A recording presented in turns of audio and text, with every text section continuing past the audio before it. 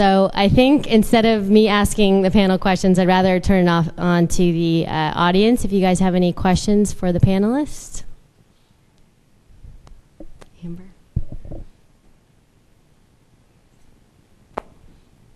My name is Amber. I work in San Francisco, and I had a question about switching from the plastic bottles that are somewhat easier to recycle than to like the very thin films, separating the little pellets, for example, because you were talking about reducing water, and what is the trade-off, and have you done the exploration and looking at the overall environmental impact of plastic films? There is indeed an issue with plastic films, because when I showed the cardboard box with the plastic bag inside, we know that bottles are really good recyclable and are being picked up by sorting mechanisms, especially in Europe, while the bags, they are sorted out and are burned or landfilled. So for these specific bags, we set up a collection system with the shopkeepers to collect those bags. And we're working together with waste management. Well, I shouldn't call them waste management anymore. They're also changed their name in Belgium. Yeah, I don't know the name exactly how they changed the name, but so if you can guarantee those people a clean stream of mono material, they can recycle it. So in case of the shops, we collect those bags and recycle it. Now it would be indeed a bad idea to start using those bags in consumer environments, because consumers have no way in having that separated into a specific waste stream. Any other questions out there? Rick, you have a question? Yeah. I'm thinking that maybe a week on a sort line would be good for you guys. Let me ask you, if you were on that sort line and you were picking out your container, what number would it be? I think your answer is easy, but our easy answer for both of us. Ours is a number 7 now, because it's a new plastic, and I think you know it well, that came along other.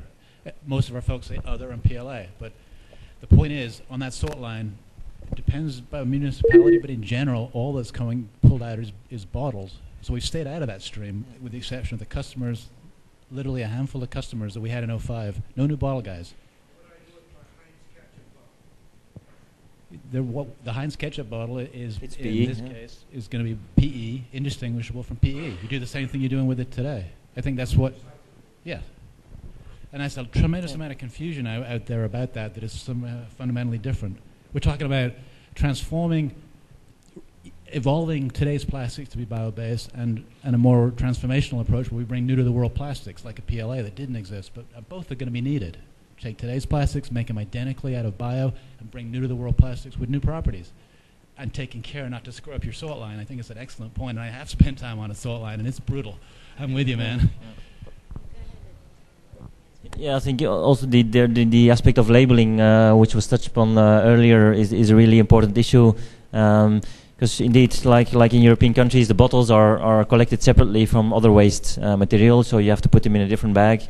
So it's a clean waste stream. But there, of course, yeah, people have to know whether to put the bottle in a compostable situation or in a recyclable situation, and that education and labeling still needs to develop and is not there yet, and it's making, I think, our life as well difficult currently.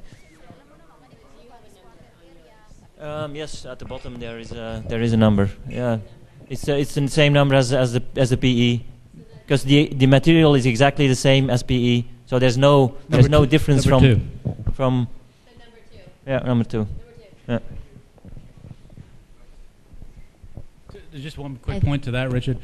We frankly have a frustration with folks that see compostable plastics screwing up the recycle stream. Mike Biddle had a beautiful slide where he showed all those plastics, same density pretty much, pretty close. He said it well. They can be made in all colors.